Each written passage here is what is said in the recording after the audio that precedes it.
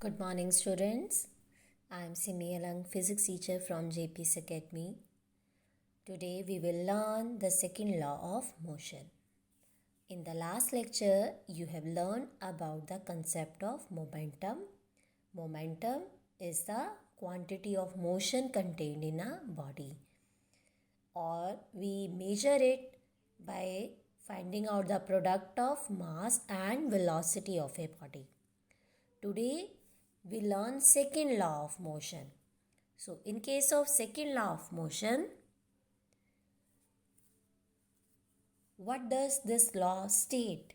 Firstly, we will do this that according to this law, the rate of change in momentum, the time rate of change in momentum is directly proportional to the net force applied on a body. So what we write the statement that force applied on a body is directly proportional to the rate of change in momentum of a body. We will write dp by dt. So you will use this formula as it is dp by dt, as you don't know this d by dt concept. This is a differentiation concept. This is a mathematical operator, but here you will understand its meaning. ये क्या है? यहाँ पर हम momentum में जो change आ रहा है विद रिस्पेक्ट टू टाइम, वो डायरेक्टली प्रोपोर्शनल है फोर्स के, कि फोर्स उतना लगेगा कितना rate of change in momentum आ रहा है. तो इसको आप ऐसे भी लर्न कर सकते हो. You can also right like this way, change in momentum upon में time taken. So force is directly proportional to the change in momentum of a body per unit time. So I have written its statement that change in momentum of a body is directly proportional to the unbalanced force acting on the body. Why this unbalanced force? Unbalanced force means जब किसी body के ऊपर कुछ force लगेगा, क्योंकि अगर balanced force लेते हैं उनका जो रिजल्टेंट फोर्स होता है वो ज़ीरो के इक्वल आता है. तो अनबैलेंस्ड फोर्सेस जो हैं, तो उस केस में जो उनके ऊपर रिजल्टेंट फोर्स जो है वो ज़ीरो नहीं होगा. ठीक है, तो इसलिए force directly proportional to rate of change in momentum. Now let's do some example. For example, the cricketer lowers his hand while catching a ball. कि क्रिकेटर्स क्या करते हैं कि जब वो बॉल को कैच करना होता है तो वो अपने हैंड्स को ऐसे पीछे की तरफ ड्रैग कर लेते हैं. ऐसा क्यों? Because in this case they increase the time of catching. जब वो पीछे की तरफ बॉल को ऐसे पकड़ेंगे, मतलब हैंड्स पीछे की तरफ लेके जाएंगे, तो वो टाइम ऑफ कैचिंग को बढ़ा रहे हैं. Time taken by cricketer increases. ठीक है, तो बॉल को कैच करने का टाइम उन्होंने इंक्रीज कर दिया, जिसकी वजह से फोर्स जो है, क्योंकि टाइम बढ़ गया, इंक्रीज किया, तो फोर्स क्या लगेगा? कम लगेगा. उनके हैंड्स के ऊपर फोर्स जो है वो कम लगेगा. For a given change in momentum.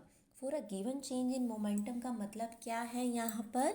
कि पहले कुछ सर्टन स्पीड से वो बॉडी मूव कर रही है, सर्टन वेलोसिटी से. जैसे ही वो बॉल हमारे हैंड में आएगी वो रेस्ट पोजीशन पर आ जाएगी, मतलब मोमेंटम में चेंज आएगा. तो ये चेंज इन मोमेंटम, चाहे वो एकदम से उसको कैच करे तब भी वही सेम चेंज आएगा, और जैसे ही अगर वो लोअर करे तब भी सेम चेंज आएगा. लेकिन अगर वो टाइम को इंक्रीज़ कर दे तो फोर्स उनके हैंड्स के ऊपर कम लगेगा, जिसकी वजह से क्रिकेटर के हैंड्स जो हैं उनके ऊपर ज़्यादा फोर्स ना लगे. दैट मीन्स वो उसके हैंड जो हैं वो इंजर ना हो. ठीक है, so therefore the hands of the player are not injured if the cricketers lowers their hand. अगर वो पीछे की तरफ अपने हैंड्स को लोअर करके फिर बॉल को कैच करते हैं तो इस तरीके से उनके हैंड्स के ऊपर फोर्स ज़्यादा नहीं लगता. तो ये कंसेप्ट जो है वो एक्सप्लेन कर रहे हैं हम from the second law of motion. Similarly, when we jump on a cemented floor, we get injured. But when a person fall on a heap of a sand, मतलब रेत के ढेर के ऊपर अगर जंप करे तो he may not injured. Why? Because when अगर हम एकदम से सीमेंटेड फ्लोर के ऊपर जंप करते हैं तो हमारा जो टाइम है, टाइम ऑफ स्टॉपिंग, मतलब एकदम से जब हम रुकते हैं तो उस टाइम पर टाइम कम लगता है और फोर्स जो है वो ज़्यादा लगता है. लेकिन जब हम हीप ऑफ सैंड, मतलब सैंड के ढेर के ऊपर जब जंप करते हैं तो हम क्या करते हैं, sand yields under the weight of the person. That means जैसे ही हम उसके ऊपर पैर रखेंगे, जब जंप करेंगे तो सैंड जो है वो नीचे की तरफ हो जाती है. दैट मीन्स पर्सन एकदम से रेस्ट पे नहीं आता. टाइम जो है वो इस केस में इंक्रीज हो जाता है, जिसकी वजह से जो change in momentum per unit time जो है वो कम है. दैट मीन्स फोर्स बॉडी के ऊपर कम लगता है. Therefore he does not get injured. So there are many examples based on second law of motion. So अब हमने अंडरस्टैंड कर लिया कि सेकेंड लॉ ऑफ मोशन क्या स्टेट करता है, इसका मीनिंग क्या है. ठीक है. सो सिमिलरली अगर हम चेंज इन मोमेंटम को टाइम के विद रिस्पेक्ट टू में फोर्स को एक्सप्लेन कर रहे हैं, हमने यहाँ कुछ एग्जांपल जो दिए वो एग्जांपल दिए कि जब चेंज इन मोमेंटम जो है वो फिक्स रख रहे हैं और टाइम इंक्रीज या डिक्रीज होता है तो फोर्स के ऊपर इफेक्ट क्या है. सिमिलरली अगर चेंज इन मोमेंटम में अगर हम देखें और टाइम को हम सेम रखें तो फोर्स जो है वो भी वेरी करेगा. कि अगर लार्ज चेंज इन मोमेंटम आएगा, when ever there is a large change in momentum, तो फोर्स जो है वो उस केस में ज़्यादा लगेगा. और अगर कम चेंज इन मोमेंटम आएगा तो उस केस में फोर्स भी कम लगेगा. Now we will do the mathematical formulation of second law of motion. Now this derivation is very important and the question is frequently asked. And this question can be asked like this way, that state second law of motion and from this law derive this formula F equal to ma. So how will you define it? तो यहाँ पर derive कैसे करेंगे इसको, तो for that we consider a body whose mass is m and initially at time t equal to 0 initial time the body is moving with certain velocity u. Let us consider a force F applied on a body. So after time t time के बाद now the body is moving with velocity v.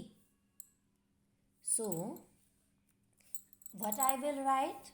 I will write that initial momentum of a body will be, momentum को denote करते हैं P से. So the initial momentum of a body, I will write Pi is equal to m into u, that is product of mass and velocity. And final momentum of the body is m into v. So what is a change in momentum? So change in momentum, it will be final momentum minus initial momentum, that is mv minus mu. So what is the time taken during this change? That is equal to t. So find out the rate of change in momentum. Rate of change in momentum का meaning क्या होता है students, कि कितना momentum में change आया with respect to time. That is change in momentum है M V minus M U and divided by कितना टाइम लिया उसने, टी टाइम लिया. So then you will write according to second law of motion, second law of motion क्या state करता है? That force applied on a body is directly proportional to rate of change in momentum. That means force is directly proportional to mv minus mu upon में t. So, taking m common, I will write v minus u upon t. Now, this formula v minus u upon t, change in velocity upon time, change in velocity upon time, this is the acceleration.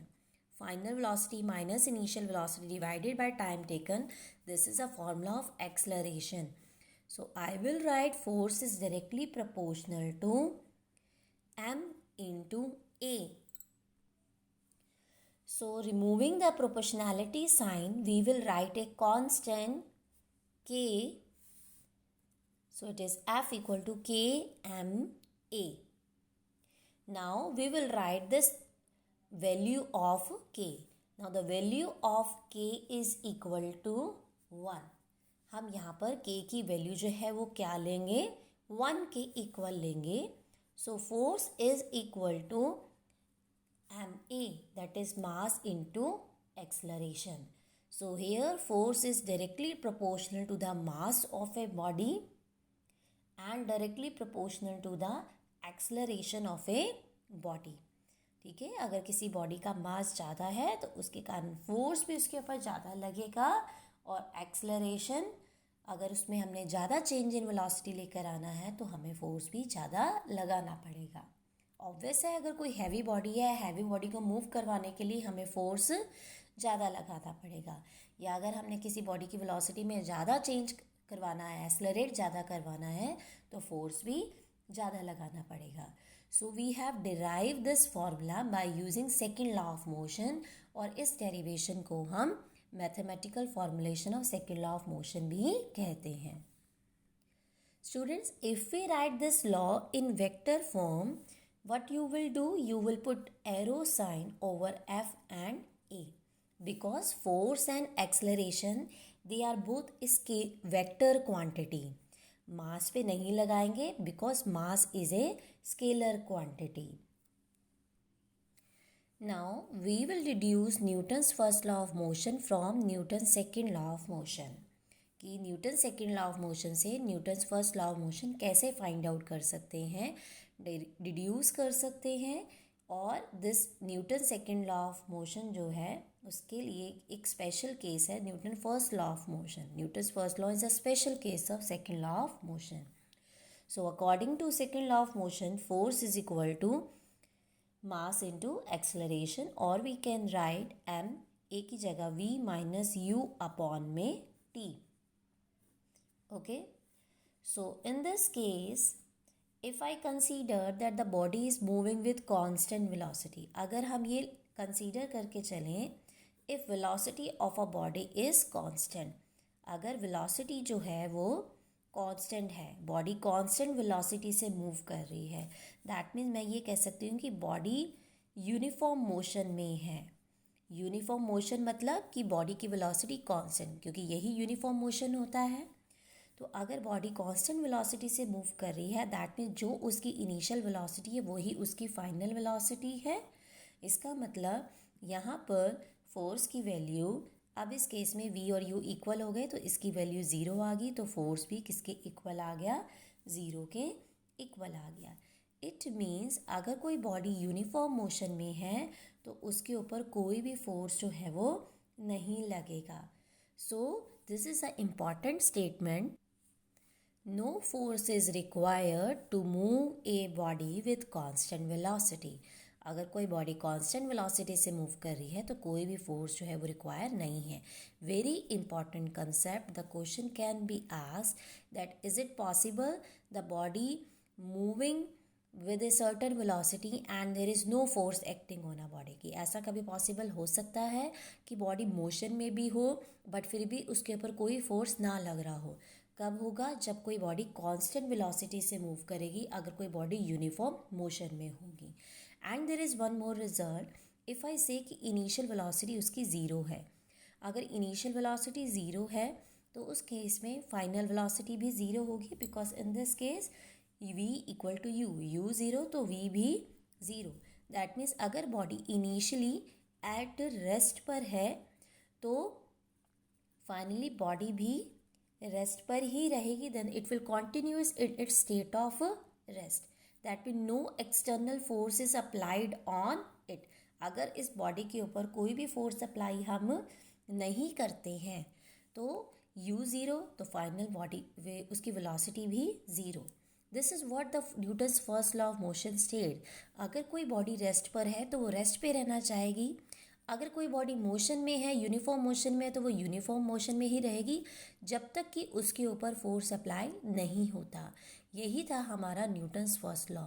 So we have deduce first law from second law of motion. Next we learn the units of force. CGS unit of force is dyne and SI unit of force is Newton. Very important. What is the SI unit of force? It is Newton. Now the question can become, what is the unit of force and also define unit of force. How will you define the unit of force? कि कैसे हम force के unit को define करें. Define unit of force. और the question can become define 1 Newton. 1 Newton को आप define करें। How will you define 1 Newton? So the answer will be, if you write force is equal to mass into acceleration, if you consider mass as 1 kg, acceleration as 1 metre per second square, so the force will be equal to 1 Newton. तो Newton को हम symbol इसका होता है capital N। So 1 Newton is equal to 1 kg metre per second square. That means the force is said to be 1 Newton if it produces 1 meter per second square acceleration in a body of mass 1 kg. So student, in today's lecture, आज के इस lecture में you have learned about the concept of second law of motion. You have done the derivation, mathematical formulation, then after you have deduced Newton's first law from second law and you have learned the units of force. Thank you all for watching the video. I hope the concept is clear to all of you. So in the last, please like and do comment and share with your friends.